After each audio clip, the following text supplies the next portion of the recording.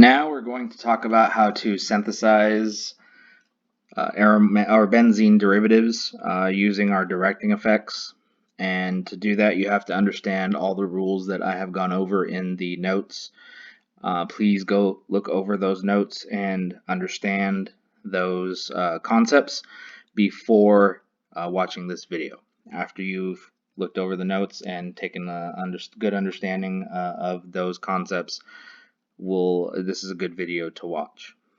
So to begin with, you may be given a situation where you start out with a benzene ring, no substituents attached, and I'm asking you to make a new benzene ring but with a different substituents, and you have to come away with the right reagents in the right order in order to be able to attach the things in the right position and get the major product being the one I'm asking for. So to begin with, let's do the first one. We'll start off with the benzene ring, and I need to make this new product where I have an alkyl group and also a chlorine group attached. Okay, so to begin with, let's go with the alkyl group. Okay, the alkyl group will be the first thing I would want to attach here because it's bulky. Sterics can get involved with attachment here, and I want to make sure I get the major product. So the alkyl halide that I'm going to work with will be this one, and again AlCl3 is the reagent that helps do this substitution reaction. We are going to add on our alkyl halide to the benzene ring. And if you've gone over the notes, you know that this alkyl group is having a role in some steric effects, and it's going to kind of block these ortho positions. Okay, so the ortho position's kind of being blocked. And so what's going to happen is it's going to favor putting the next substituent at the para position. That doesn't help us because I need my chlorine group to be at the ortho position. And so to get around this, I am going to use a reaction that I could put a substituent on and take a substituent off. And that one's going to be the sulfonation. So we're going to use fuming H2SO4, and we're going to let the sulfonation occur at the para position.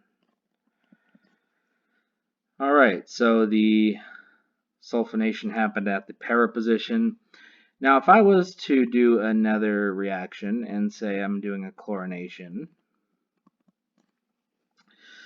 we have to look at what's going to take over in the directing effects.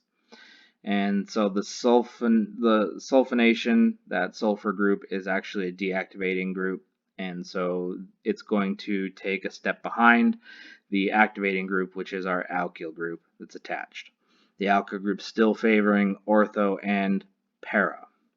The para position is blocked, and so we're not going to go ahead and kick off this sulfonation or the sulfur group that is there.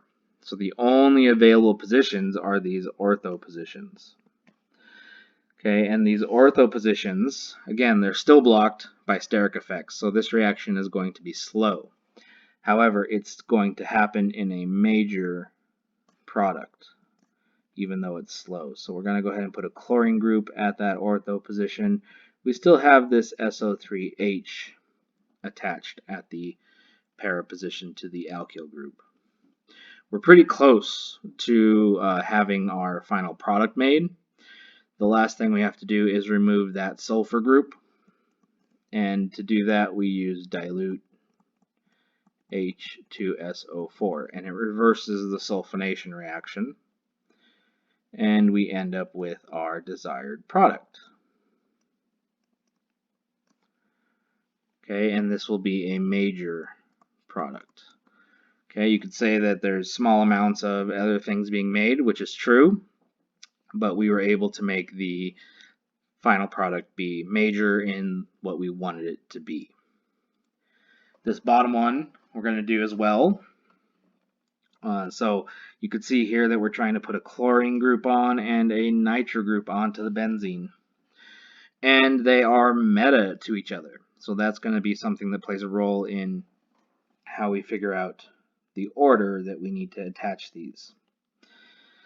All right, so the chlorine group, when it gets attached, it favors ortho and para. And the nitro group, when it gets attached, will favor meta.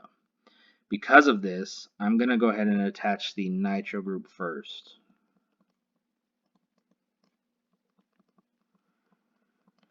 Okay, so this is going to put the nitro group on, and it puts it on anywhere, right? And so the second reaction will be the chlorination.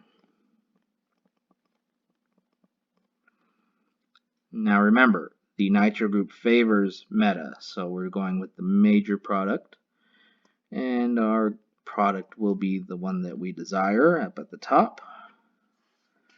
If we did it the other way and put the chlorine on first, it would favor ortho para, and you would get a mixture of that ortho para product, and you would not get the meta product that we were desiring. So the order does matter that you add things on. You need to have a good understanding of what group favors what position. And if you don't, this is going to be a struggle. So make sure you do understand those concepts before you start doing these directing effect problems.